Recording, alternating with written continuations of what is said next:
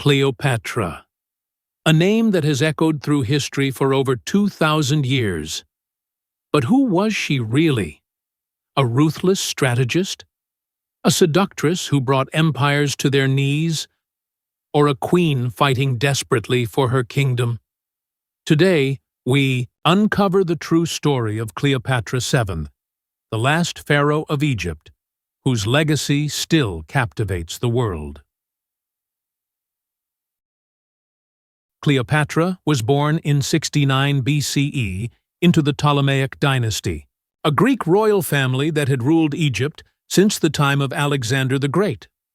However, by the time of her birth, Egypt was on the brink of collapse, plagued by internal power struggles and increasing Roman influence.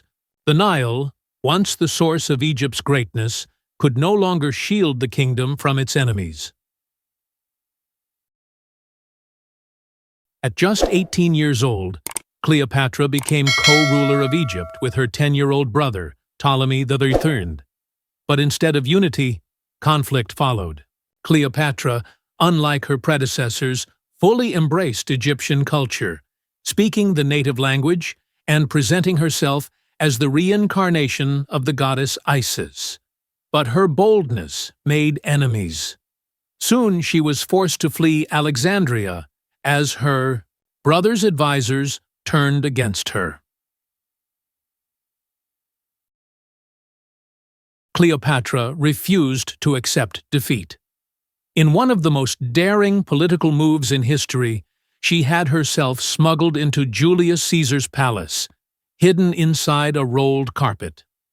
When she emerged before the Roman general, it wasn't just her beauty that captivated him, but her intelligence, charm, and vision for Egypt's future. Their alliance changed the course of history. With Caesar's support, Cleopatra reclaimed the throne, but Egypt was still under threat. She knew that Rome's favor alone wouldn't secure her power.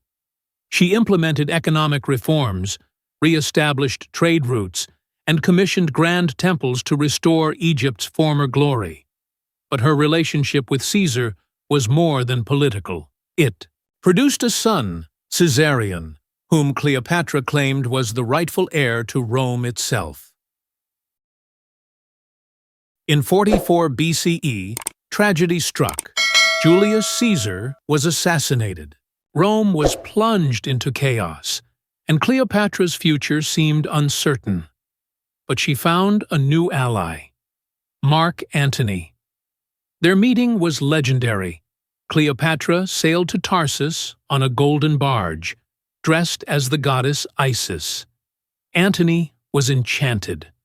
Together, they formed a powerful alliance, both romantic and political. Cleopatra and Antony dreamed of creating a vast empire independent of Rome.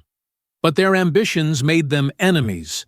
Octavian, the adopted son of Julius Caesar, declared war on them, leading to the fateful Battle of Actium in 31 BCE. Antony and Cleopatra's fleet was overwhelmed, forcing them to flee to Egypt. Their dream of empire was crumbling.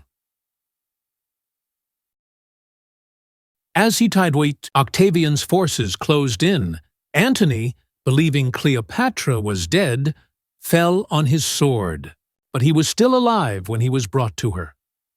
In her arms, he took his final breath.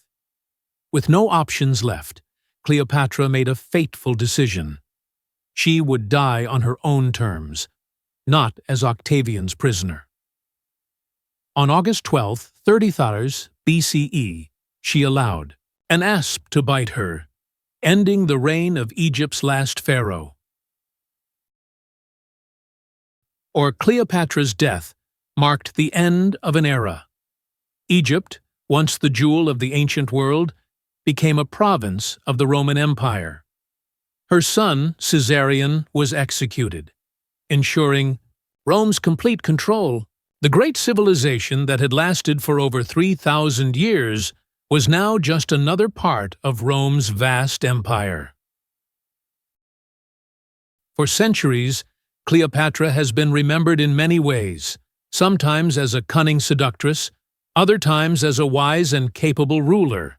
But one thing is certain: she was a woman who refused to be forgotten. Her story has inspired countless works of art, literature, and film. But was Cleopatra truly the manipulator that history claims? Or was she simply a ruler fighting for her people? The truth may forever remain a mystery. Then Cleopatra's story is one of ambition, love, war, and tragedy. But what do you think? Was she a brilliant ruler, or simply a victim of history? Let us know in the comments. And if you love uncovering the secrets of the past, don't forget to like, share, and subscribe for more historical deep dives.